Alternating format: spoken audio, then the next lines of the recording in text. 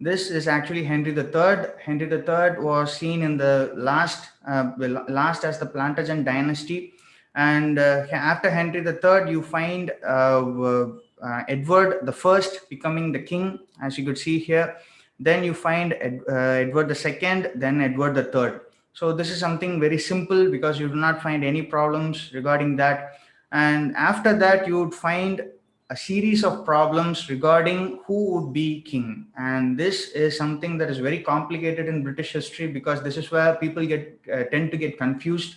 And this problem that arises between the same family as to who would become the next ruler is of much importance to us when we are dealing with the history of this particular period. So here is where things get a bit confusing. So you have Edward the Third, and what was Edward the Third so famous for? So Edward the Third, it was only in Edward the Third's reign that you find the Hundred Years' War beginning with France, because some say that it was due to Edward the Third's claim to the French throne. That was the beginning. That was the purpose or the reason for which the Hundred Years' War was fought. And you could, if you happen to take it that way, you would find that all the kings that came after him, I mean his sons and his grandsons, or everyone, they took up that initiative and they somehow managed to succeed in that aspect. Because this is where the most important aspect of history with regard to this period comes into play, because you find that Edward III has three sons. If you could clearly see this map or family tree, you would find that Edward III gives birth to Edward the Black Prince. Okay, so with Edward the Black Prince, you would understand that he was much brave and he was so ferocious as a warrior, and he met an untimely death. So he was killed before his prime years as a king. So after that, you find Richard II ascending the throne. Richard II being the one of the most youngest kings to ascend the throne, and with him, as I messed up earlier, it was during his period that we find the Peasants' Revolt of 1381. And because Richard II could not rule the country at his young predicament, it was John of Gaunt who took over the role of looking after him and as well as the country as protector. But John of Gaunt had a son called Henry Bolingbroke. He actually becomes Henry the Fourth after killing off Richard II. So you could understand how the reign kindly shifted off. So it would have been Richard II and his sons who would reign after him. But due to Henry Bolingbroke, the reign came to Henry the Fourth. So Henry the Fourth was the king, and as you could see here, he is the son of John of Gaunt. And after Henry the Fourth, you would find another family tree lining up. You would see Edmund you would see Edmund, and he is actually another son of Edward III. And with regard to him, we find another family tree, an entire family tree, which is called the House of York.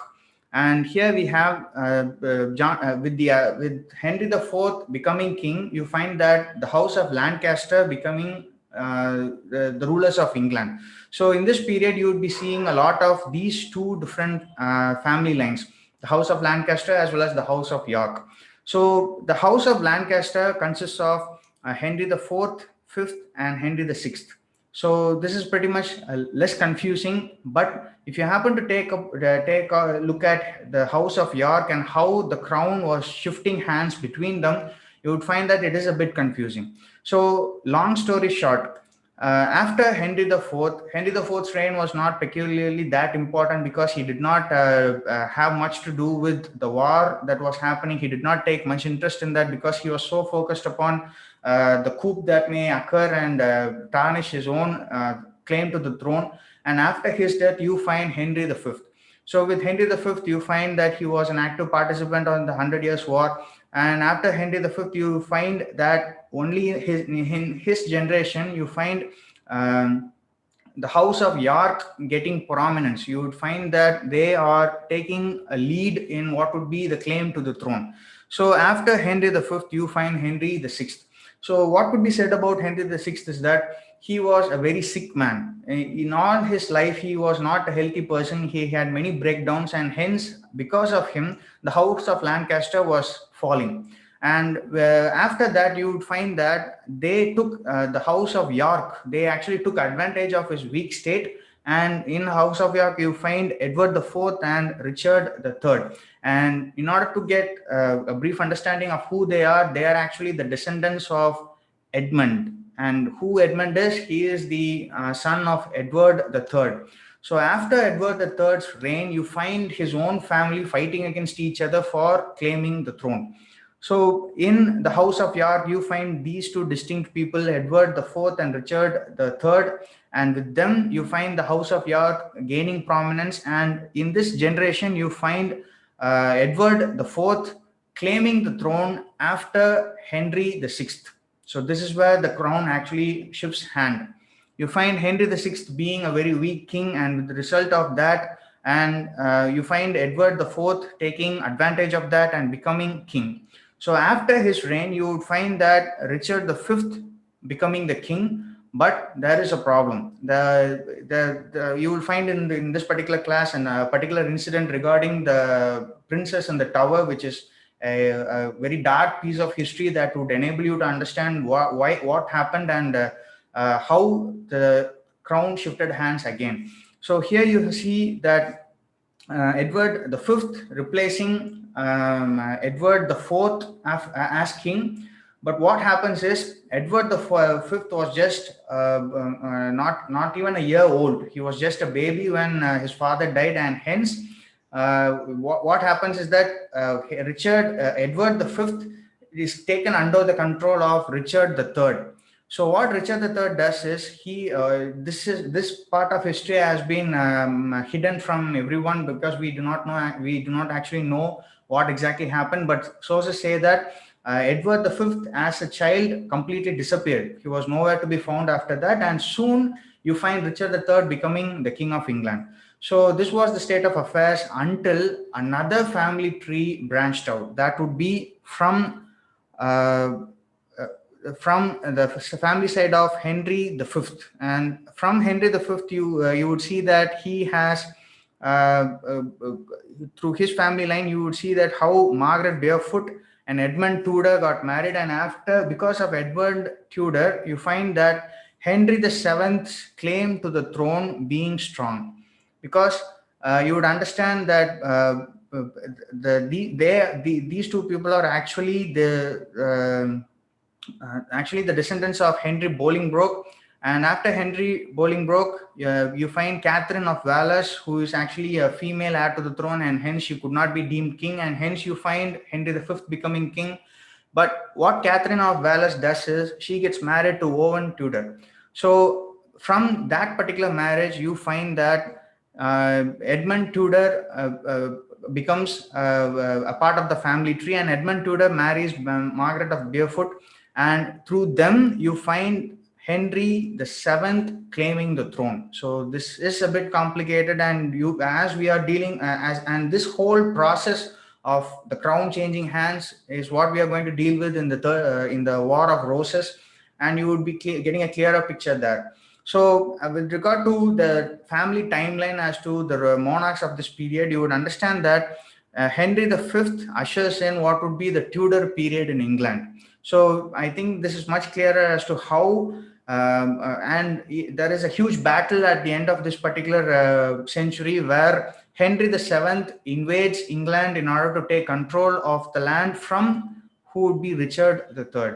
And after this particular project, you would find that Henry VII makes himself the King of England, and with him you find the Tudor period coming into force. So the Tudor period is also known for another thing, as you could see here. Edward IV's son was actually kidnapped or killed, or completely he has disappeared, but he had a daughter, Elizabeth of York. So here you find that Henry Tudor as well as Elizabeth of York have married, and their marriage unites the two families. So you find the Lancaster family ending with who would be the Henry VI. With him, you find the Lancastrian dynasty coming to an end. But you would see how the Tudor dynasty makes a combination of both the Lancaster family as well as the York family. So begins, you find three distinct symbols. So this is actually the house of Lancaster, which is given a red rose. And here the house of Lancaster is actually those descendants who came from John of Gaunt. And here you find the white rose, which is actually the York family. As you could trace out the York family, they were the Edwards who came from Edmund. And this War of Roses actually continued for almost 30 years. And this period of 30 years was not actually that turbulent when you compare, when you consider the whole civilization of that time, of that particular land, because this particular war was actually fought between the nobles. And a number of reasons have been ascribed to the actual purpose of the war, but the major claim has been is that because of the 100 Years' War coming to an end, England was not in a position to go to other nations and loot them. So many of the military people were left unpaid and they did not have a job. And many of the noblemen, they could not take advantage of the war as they had been doing before. And hence, this period of being less active in war actually actually pushed them to the brink of creating a civil war. But this civil war did not have that much of an effect on those people who were considered the peasants and the serfs, because the war was not fought continuously for 30 years, or nor did it have that much battles as compared to the 100 Years' War. But these battles were quite serious to shaping up the nation. So as you could see in the first symbol, you would see a red rose having a white center. Here you would see a white rose having a yellow center. But when you come to the Tudor dynasty, you would find the symbol being a combination of both of them. You would see the red flower petals, and you would see the white flower petals inside them, along with the golden one. So you would see these two warring families merging towards the end of the 30 years of the War of Roses.